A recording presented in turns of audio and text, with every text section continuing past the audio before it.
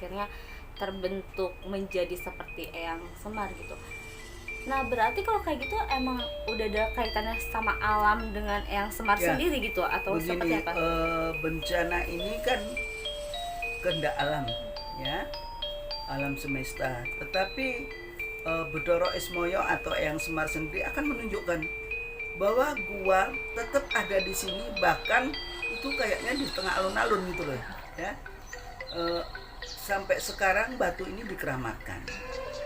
Ini karena Eyang Semar sendiri kepengen mengakui, pengen diakui bahwa gua ada di sini meskipun gunung itu sudah nggak ada, sudah meletus, tapi aku punya rumah, gitu loh. Seperti misalkan kamu rumahnya kebakaran, apa kamu nggak mau pindah rumah? Ya seperti Eyang Semar seperti itu, pindah rumah dia. Tetapi rumahnya ini sudah nggak bisa diganggu gugat lagi dengan siapapun. Pemerintah daerah pun pengen nggak bulldozer nggak bisa. Nah kalau kayak gitu ada cara khusus nggak sih, misalnya harus melakukan sesuatu gitu agar tidak terjadi hal yang tidak Oke. diinginkan gitu ya? Kalau hal seperti ini kita itu harus membuat sesaji, ya, tapa berata atau minimal meditasi di situ untuk berdialog. Dalam dialog ini kita harus menemukan titik terang. Artinya, Eyang mau dipindah enggak? Atau apa permintaan Eyang sehingga eh, Eyang ini ditempatkan yang lebih layak lah, gitu. Tetapi beliau sudah nyaman di situ kayaknya.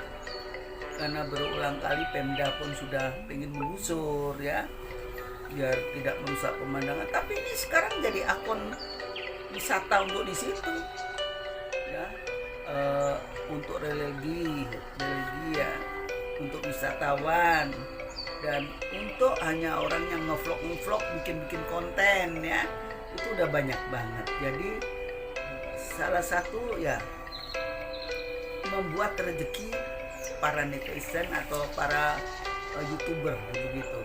Tetapi ini bukan main-main, karena yang di situ tuh sakral banget.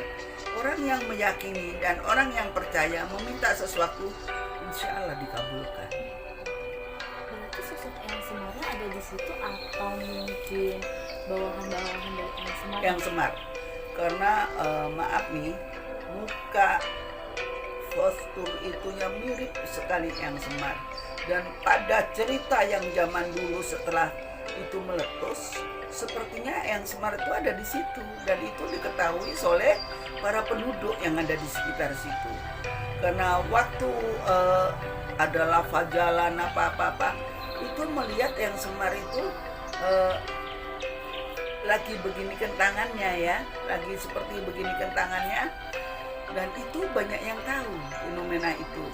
Akhirnya dari mulut ke mulut menyebar. Tetapi tidak diterima seperti itu aja dengan artinya dengan Pemda setempat, dengan masyarakat kepingin biar alun-alun ini bisa untuk sepak bola, bisa untuk apa, tetapi tidak bisa dipindah. Sehingga itu sekarang menjadi akun untuk wisata. Tempat itu menjadi tempat singgahnya Eyang Semar atau seperti apa? Tempat singgah. Tempat singgah. Tempat singgah. Nah, yang tempat lokasi selanjutnya itu ada di Seragen gitu, ada batu modelnya sama, cuman kok ini hanya sekedar batu gitu. Dan batunya ini ada di goa, katanya batu ini tuh juga susah dihancurkan. Bahkan ada alat atau bahkan tukang batu yang mau menghancurkan tuh nggak bisa, sampai sakit Eyang gitu. Kalau kata orang sana itu kalau di Seragen itu ada petilasan, ya, petilasan Prabu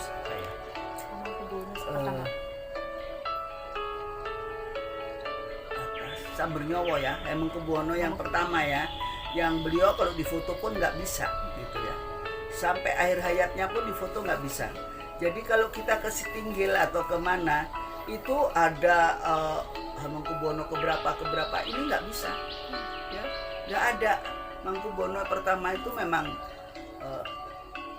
muksa, ya, bilang ke Tanjung Bumi. Jadi dia muksa, dia itu sangat mumpuni sekali soal ilmu begini, ilmu kejawen gitu ya. Berarti batu itu bisa dikatakan tidak bisa dihancurkan karena memang Hamengkubuwono pertama ini mungkin menjadi tempat petilasannya dia gitu. Jumeneng, artinya beliau suka tinggal di situ, itu Jumeneng namanya ya. Makanya beberapa orang kepingin memindahkan atau menghancurkan ya, yang ada kesurupan, yang ada malah kejel-kejel ya. Nah kalau sudah begitu siapa yang bertanggung jawab? Karena gaibnya dari itu sendiri tidak bisa kita lawan, karena powernya itu berbeda. Karena kalau nggak salah Hamengkubuwono ini adalah sebutannya yaitu Pangeran Sambunyowo. Kalau berarti yang sosok yang ada di situ selain Hamengkubuwono itu ada lagi nggak yang mungkin Ya tentu punya punakawan ya, dia seorang raja. Contohnya aja begini, kalau kita di Bali ada raja yang meninggal, itu masyarakat yang nggak mampu, yang sudah dikubur lama-lama, dikumpulkan tuh tulang belulang untuk dibakar bersama-sama untuk menjadi pengikut daripada raja. Seperti itulah yang dilakukan sama Hamengkubuwono pertama. Jadi mereka bisa seperti Mojopahit kan tidak ada bekas kerajaan. Sampai sekarang itu di mana? Itu tidak ada, tetapi situs-situs purbakala bahwa Mojopahit itu ada ya. Itu kerajaannya hilang tertanding bumi, artinya musnah, muksa semuanya, dari orangnya muksa, dari ininya sirna. Auranya sendiri apakah Sangat luar biasa, sangat luar biasa. Kalau sebagai seorang spiritual hendaknya harus ke sana ya, karena alam itu sangat dekat banget dan petunjuk itu langsung gitu. ini lagi ke Jepang nih Waduh. agak jauh ya, keluar Itu negeri kayak apa ya. kalau ke Jepang? Arigato. Arigato. Gozaimasu. Ke Jepang nih Komakana. di Jepang juga ada ternyata kan kepercayaan seperti ini atau mitos-mitos seperti ini bukan hanya di Indonesia tapi di luar negeri juga gitu. Salah satunya di Jepang katanya ada batu yang dihuni sosok iblis gitu. Rubah ya. Iya, sosok Rubah ekor 9. rubah ya berarti. Rubah. Ikut Rubah ya, ekor 9 ya. Oh, berarti benar ada sosok itu. Bahkan kan sekarang kan batunya kebelah ya, dua ya. Itu katanya bisa membawa petaka buat orang banyak. Benar nggak sih yang kayak gitu? Dan sosoknya apa tuh yang tadi bisa dijelasin? Jepang pernah hancur-hancuran ya. Dan pada hancur-hancuran itulah batu itu terbelah ya. Ya itu Allahu alam. Kita tinggal percaya dan tidak. Tetapi batu ini sangat jahat banget. Ya. Batu ini bukan untuk disembah atau kita puja, tetapi batu ini itu malah mencelakakan ya, malah mencelakakan banyak orang. Jadi kalau kita nggak ada gunanya, nggak ada keperluannya, jangan deh kita mau lihat atau apa-apa, itu bukan tempat wisata kok, tapi sekedar situs bahwa di sini nih ada begini konon kabarnya, seperti itu. Kalau kayak gitu kan ngaruh sama energi yang kita bawa ya. Apakah semua orang bisa kena energi negatif Ya, dari sosok ini? Bisa, atau? kita tinggal ngelihat radiusnya itu berapa meter, berapa kilo ya. Karena kekuatan yang semacam ini tanpa nalar, kita tidak bisa memprediksi. Kalau seperti ini kita deket ya, hanya berapa meter. Tetapi kalau itu kan kita nggak tahu, karena roh itu bisa berjalan gitu loh. Oke.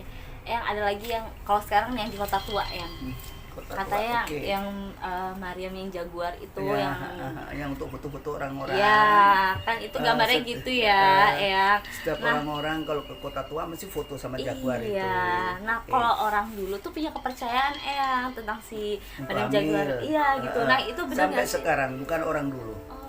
Orang-orang tua pada masa lalu, kalau enggak dia membuat sesaji ya. Di Kota Tua itu, di bawahnya itu dia ngomong, ini aku kepingin hamilannya mengelus-elus atau menaiki Jaguar itu.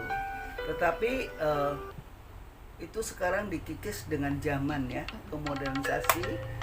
Jadi kalau yang begitu tuh lucu gitu katanya, ih ngapain kok ini. Tetapi ada sebagian orang masih mencuri-curi. Kalau malam hari datang pengen ngelus, pengen naik, pengen punya keturunan seperti itu. Itu kepercayaan seseorang atau seperti apa hingga akhirnya Dulunya dari mulut ke mulut, ya. Di Kota Tua sebelum masih bersebut Sunda Kelapa, ya. Dan Kota Tua ini makanya disebut Kota Tua karena ini peninggalan dari Batavia atau Jakarta yang paling lama. Dan itu adalah peninggalan Meriam ini dari dulu, sehingga para orang tua yang anaknya menikah nggak cepat hamil, nggak bisa ada keturunan, biasanya datang ke sana dengan memberikan telur, ya, membawa sesaji berupa telur. Nanti telurnya itu disesajikan dulu, dibawa pulang untuk dimakan, ya. Bukan dimasak loh ya, langsung dilus-lus, pakai sesaji dimakan itu sama kuningnya sama putihnya, tapi telur ayam kampung.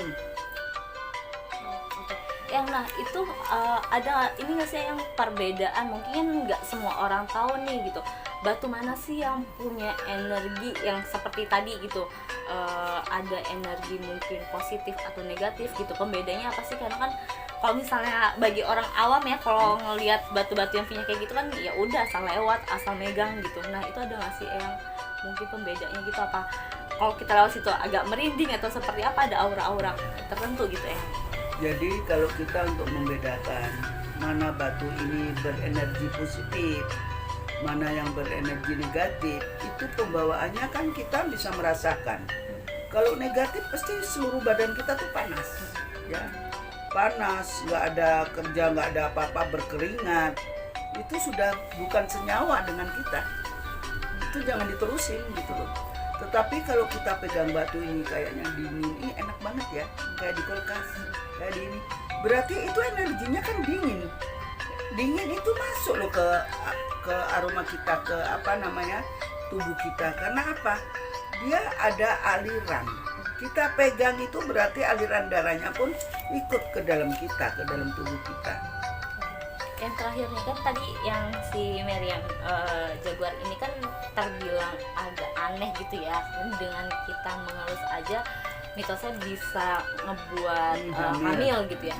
Nah kalau kayak gitu ada nggak sih mungkin benda atau hal serupa mungkin di beberapa daerah, misalnya tempat gitu yang punya khasiat serupa gitu ya? Oh banyak banget kalau batu-batu.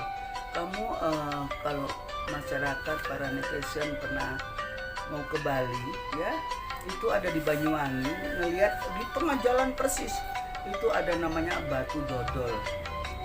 Batu dodol itu tidak bisa dipindah, itu mulai zaman Belanda sampai sekarang pun masih ada batu dodol itu, jadi terkenal banget.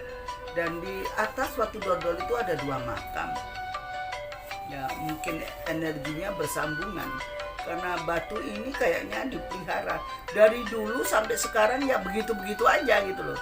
Kan yang hidup di Bali sering ke Surabaya, ke Jakarta, kadang lewat darat, melihat itu ya memang seperti itu. Sekarang menjadi wisatawan batu dodol. Itu tuh apa tuh? Ya tergantung permintaan kita. Ya kita kan nggak bisa untuk apa ya, tetapi positif. Kalau itu negatif mesti banyak orang kecelakaan. Seperti batu apa itu yang Cipali ya, itu kan batu. Ada videonya Eyang dengan satu stasiun TV. Aku pernah syuting di situ di Cipali. Dan di Cipali itu betul, maaf, warga Cipali, Pak Lurah dan ketua desa yang waktu itu nganter Eyang, karena Eyang tiba-tiba melihat ular melingkar dan aku cerita sama Pak Lurah yang gonceng aku naik motor.